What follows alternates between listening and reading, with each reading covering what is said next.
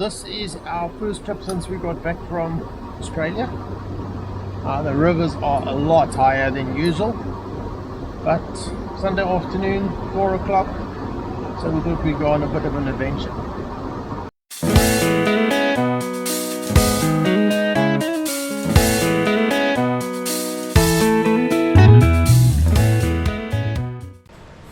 Thanks for joining us on the Sunday afternoon drive down the river.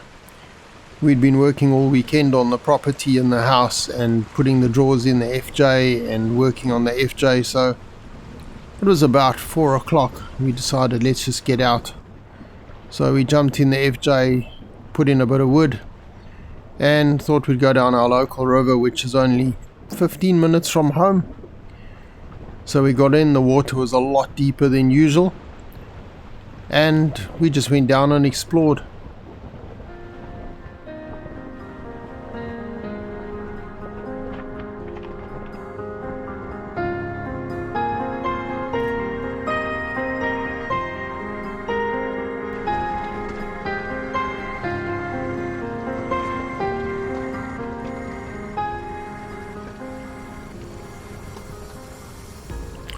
Because we knew we were going to come back in the dark, and with the water level being higher, we were just checking the route that we could get back.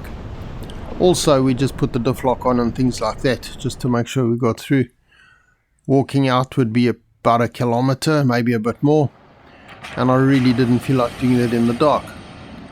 Also, what was nice is every now and again, cloud was very wispy and the sun would come through every now and again in the west, so it was really nice, and then disappear again. So we'd planned on this barbecue, and I didn't realize how cold it was. It got really cold. That morning on the farm it was -2 degrees. So we made the fire and we're sitting there and we looked at one another and we thought, this is crazy. So we decided to head home and make a fire at home and cook at home.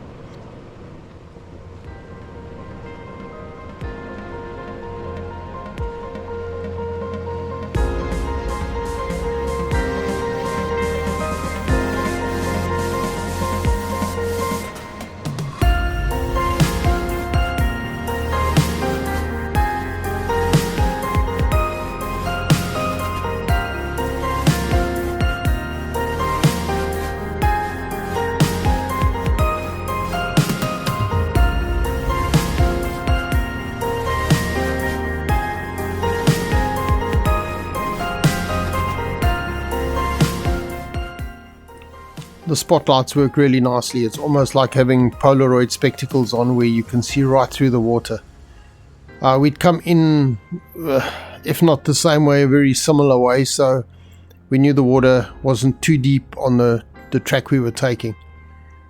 But still a bit nerve-wracking at night, I must say. We had water over the bonnet twice, where, must have just been a meter from the previous track we'd crossed. All fun though. We have a snorkel. As I say, we have breathers on the diff, so if we have to, we can.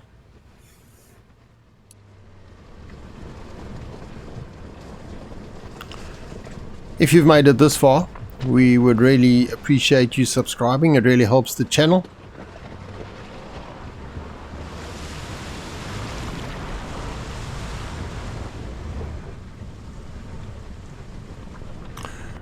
People always want to know why we travel solo. A little bit of history. We've done over 2 million kilometers in Africa, and a lot of that was solo, so it's nothing new. It's a lot safer here than there. And it's nice to get to a spot and it's just quiet and just the two of you, and you make a fire and you can zone out.